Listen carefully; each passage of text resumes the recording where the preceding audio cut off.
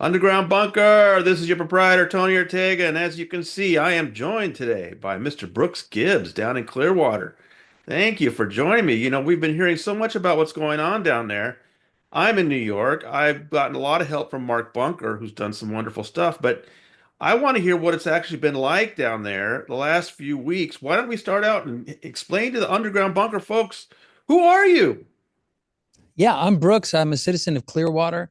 My wife is one of these politically engaged folks who, to the extent of her engagement, it's more like she just knows what's going on. She like her and her friends look at what the meetings are about in city council, and it came across our attention that wow, that the city was about to sell a street to the Church of Scientology. Now, Clearwater's not happy about all the property that Scientology owns. It's like 75%. It's basically a monopoly. And there's only four landlords basically in downtown Clearwater. And the city's one of them. And then Scientology is the other. And then there's a couple onesies and twosies buildings owned by independent people. And so, man, now they're selling the streets. What the heck? And so my wife came to me and said, can you help stop Scientology from purchasing a street? I said, I don't know. Why? Who do you think I am? I'm busy and I don't even know what you're talking about. And she says, well, look at this in the show. I looked at it and I was like, yeah, that sounds weird. Like, can anyone offer to purchase the street? Like, is there a competition type deal? She's like, I don't know. And so I found out that sure enough, yes, if the city decides to declare as surplus a piece of land and sell it, then they are obligated by law to receive other alternative proposals for the use of Sure. that land. And so we Right. said, well, that's probably a superior legal approach to take to stop the sale. And so let's go ahead and propose that we put something there. Well, what are we going to use on the street? What if we're going to buy a street for 1.375 million? What are we going to do with it, for crying out loud? Especially since it's in the inner sanctum of the mecca of this whole institution called Scientology. So I couldn't think of anything. So I just started going through all the meetings on this subject over the last month, and I would hear people for 3 minutes comment on it. You shouldn't do it, Scientology. Why are you trying to sell our streets? Don't you know who they are? And then finally, this lady named Barbara Story Love got up there and she says, I think we should use the street to memorialize the African American community known as the Garden that used to live, work, and play up and down this very street called the Garden Avenue. And that's when it said, there's our answer. We need to take this suggestion, support Barbara Story Love, and build a proposal in partnership with her to make a superior proposal. Instead of 1.375, we'll offer 1.5 million. Instead of closing off the street, we'll leave one way of the street open. Hmm. Instead of finish it in 6 years like they would, we'll finish it in less than 3, and we'll maintain ownership of it and bless the city. So we submitted the proposal, and after a whole series of events, including David Albritton, who bravely said, "Let's delay the decision until we can look at Save the Gardens proposal." And David Albritton again, who says, you know what? The only way I'm going to vote for Scientology's plan over the Save the Garden plan is if they're willing to come out like Save the Garden has and present publicly everything that they intend to do with that land. And Scientology came and did a very poor presentation. And ultimately, he says, I'm not going to vote for it. Therefore, Scientology withdrew their application for vacation, and that crumbled the deal of surplus and sale of the land. So we had a victory, man. David slew Goliath. And you're going to have, let's let everybody know, you're going to have a celebration of sorts on Thursday evening. Can you tell people about that? Yeah, if you're local, Thursday we're going to meet downtown on Cleveland Street, a place called uh, Pre- Prelude Sports Bar. It's next to Nash Keys. It's owned by Tony and his wife and his business partner. And it's going to be 6 o'clock, and it's going to be really a time of celebration, reflection. We'll have live music. The restaurant's open, so come and order and pay. We're not going to pay for you. We're a nonprofit, but you can get a meal and support Tony. And we're going to talk about our plans moving forward of still installing our garden, both on Garden Avenue as well as a mile-long walkway. Because Tony, one thing that I realized through this process is that a lot of Clearwater is has a sort of an open wound with their downtown. A lot of people as kids remember riding their bikes down there, going to Woolworths, seeing the parade down Cleveland Street, enjoying the whole all-American city. So you grew up And there. I didn't, but speaking with people here, Okay, okay, they talk about those days, okay. and I realized, wow, uh, it's never going to be that again. And so the most appropriate thing I think we can do is memorialize that which was lost. Tell the good old stories of old downtown and put a bunch of like multimedia displays, and that you could use your phone and do a QR code and then Oh do, yeah, right. augmented reality and see what the street used to look like. And so we're going to install an Oh open air yeah, museum telling the old story of Clearwater. that's great.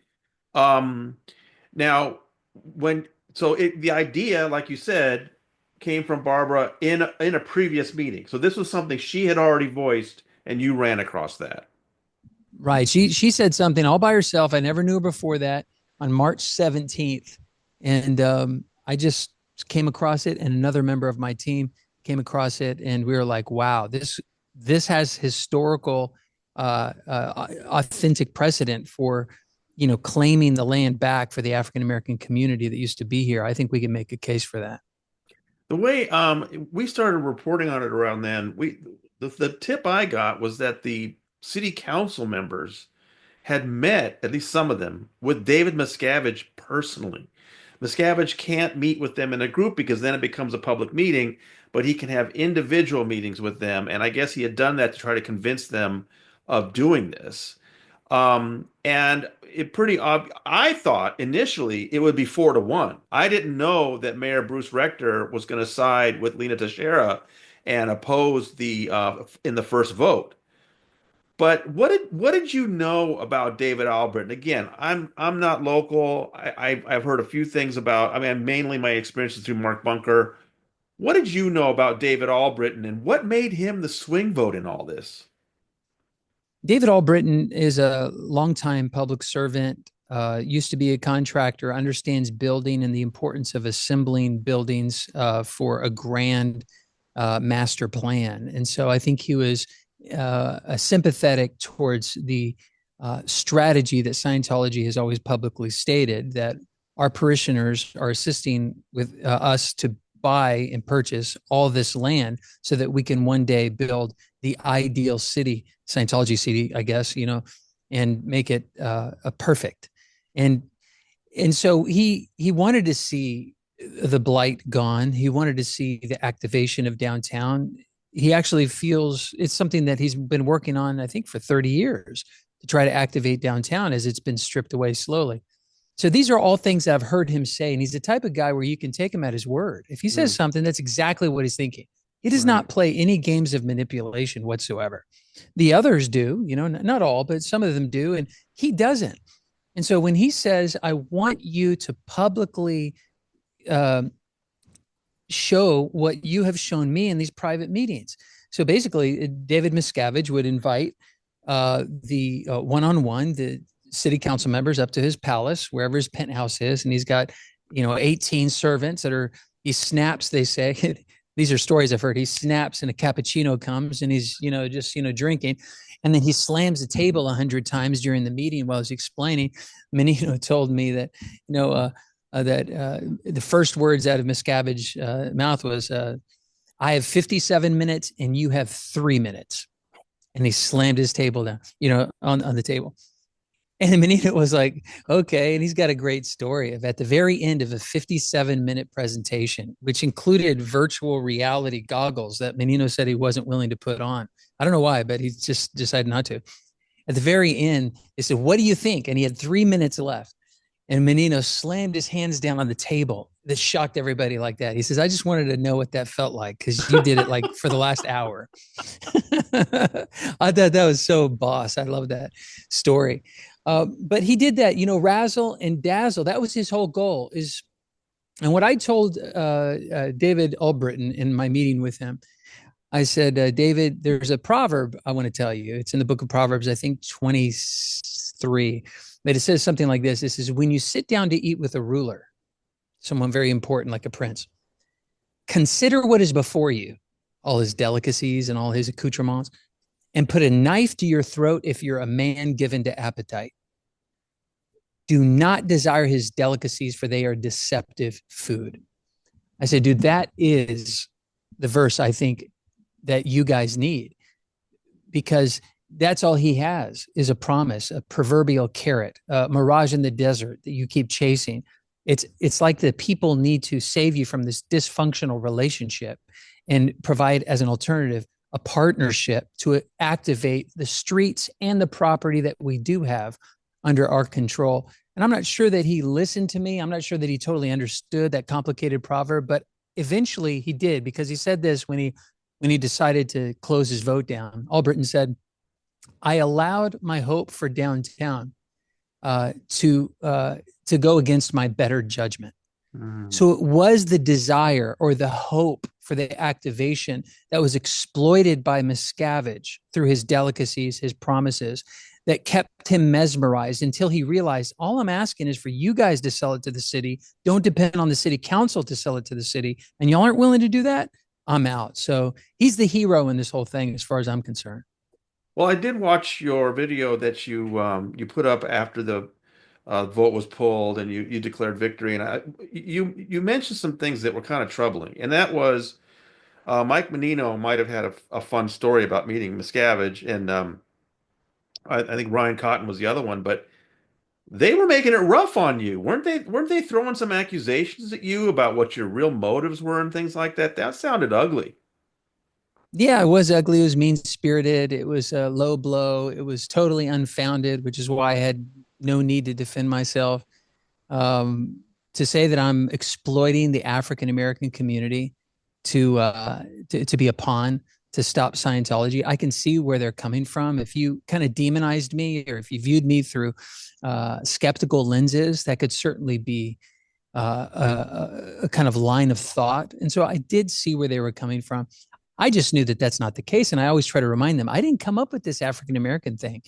That was spoken by Ms. Barbara Story Love on March 17th. I didn't even know that you guys were going to sell this thing until like right before April 3rd. And then I scrambled.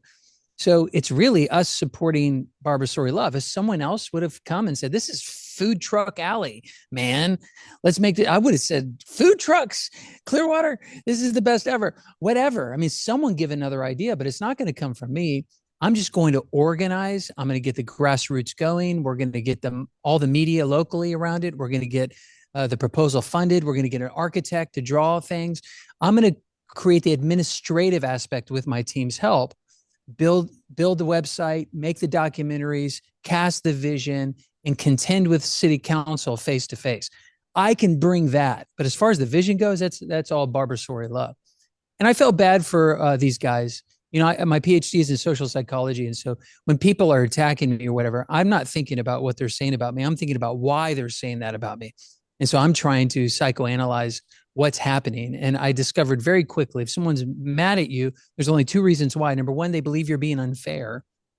And I concluded, while Ryan was slandering my character, I'm not doing anything illegal, so it's not unfair. So it can't be fairness. But the second thing is I'm blocking a goal. That's why someone's mad at you. And yep, I am blocking his goal. He had a grandiose vision, an idealistic turn of events where perhaps he would be the council person that helped usher in the new wave of a revitalized downtown. And he wanted that during his tenure. And perhaps I was blocking that goal of his. Whether he's paid by Scientology, I'm not going to jump to those conclusions. You know, other people have investigated who donates to the GOP, the Republican Party, which are certainly Scientologists. But I knew that he clearly lacked the creativity to work with me or work around me to accomplish whatever vision he had. And so the issue was not necessarily with me, it was his inability to adjust to the harsh reality that I and my team are here to stop this thing.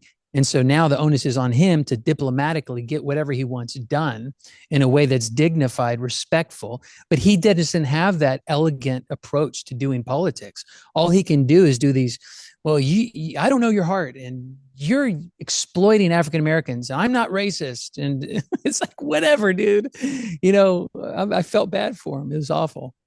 Yeah, I was struck watching some of the previous meetings, just how, how much he's into this thing and expressing the hope that if the city sells the street to Miscavige so that Miscavige can make this project, that in other parts of the downtown, David Miscavige will come through on some other things he's supposedly doing to help revive downtown.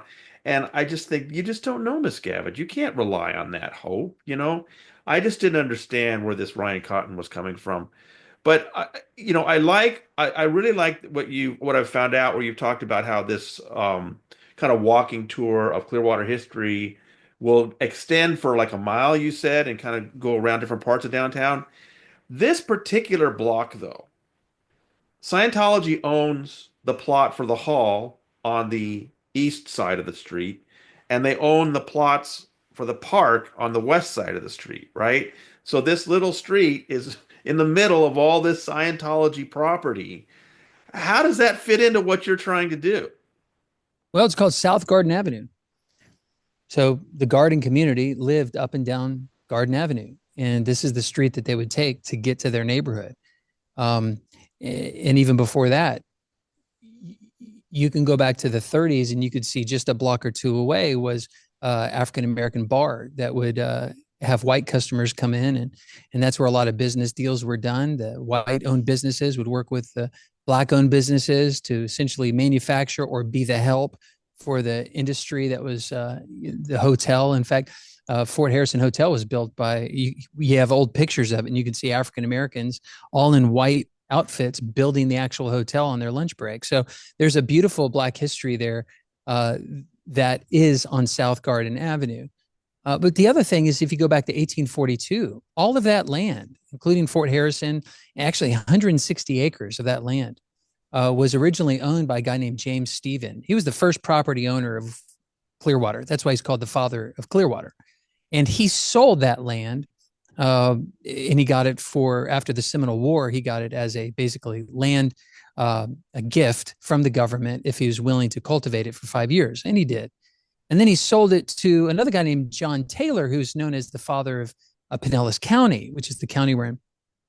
And he sold it not for any money, but he sold it for a black slave. John Taylor gave his African American cook, who tried to poison him allegedly.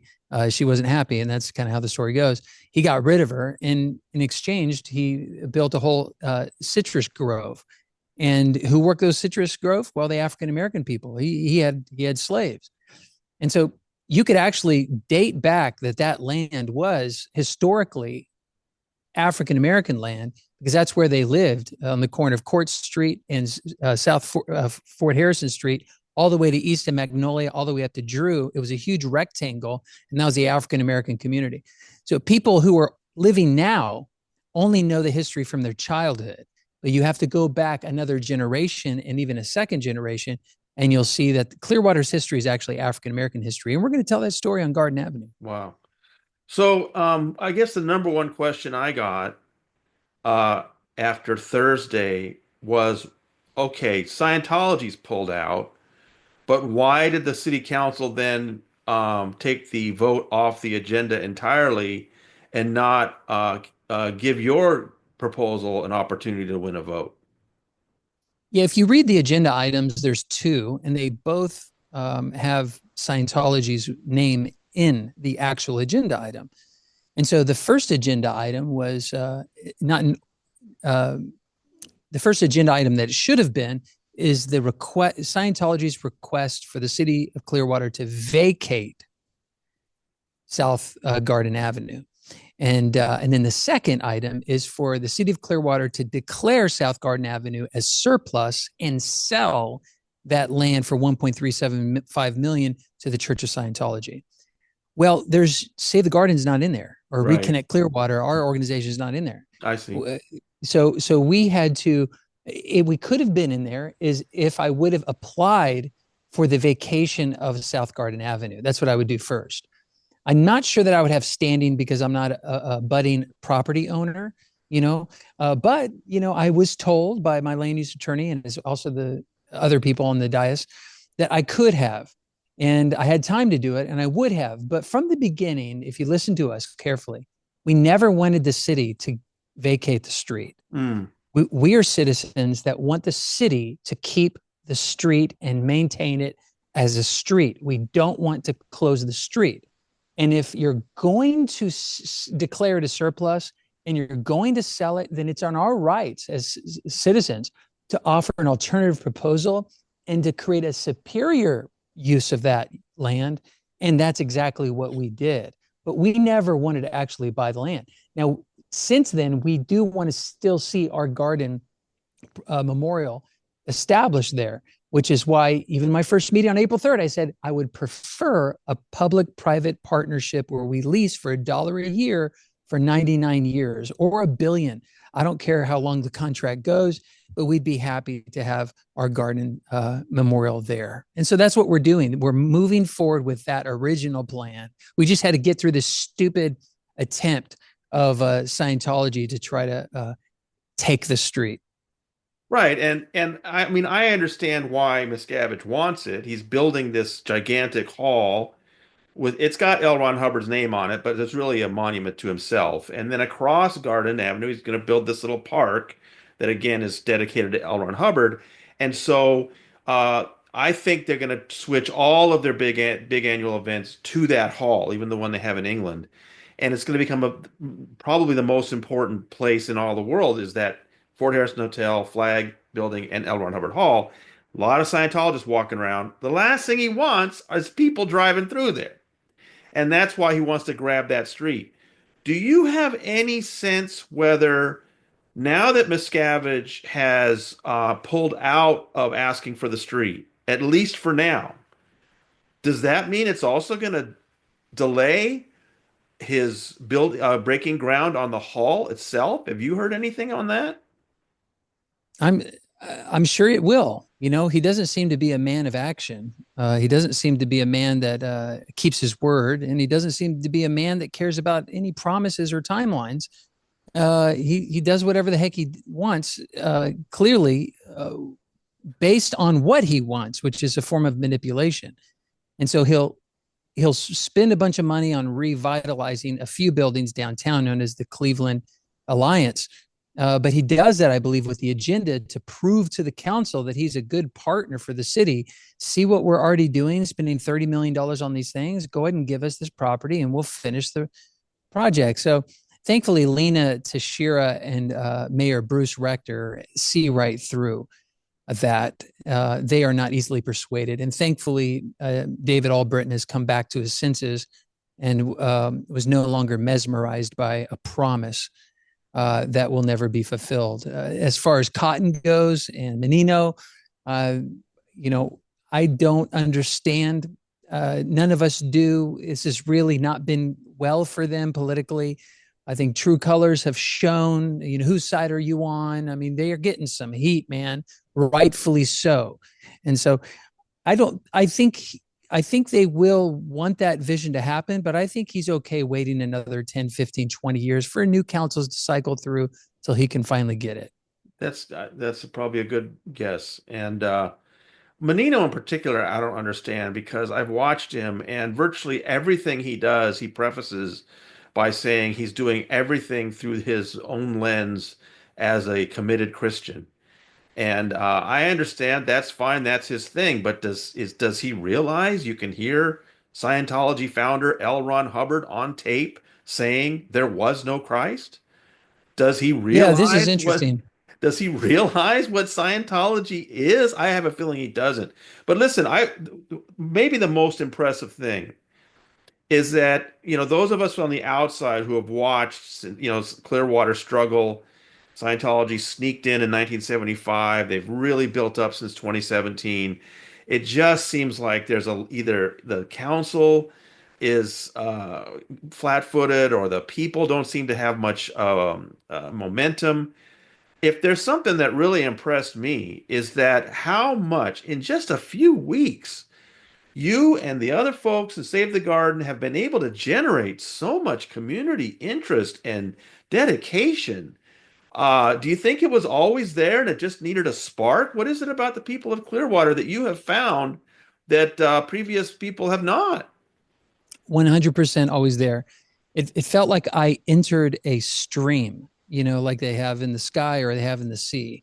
It's like, I produce videos, I can cast vision. I'm a great dynamic thinker. I can listen to people's suggestions and I my superpower is branding. And so I just kind of used some of those skills.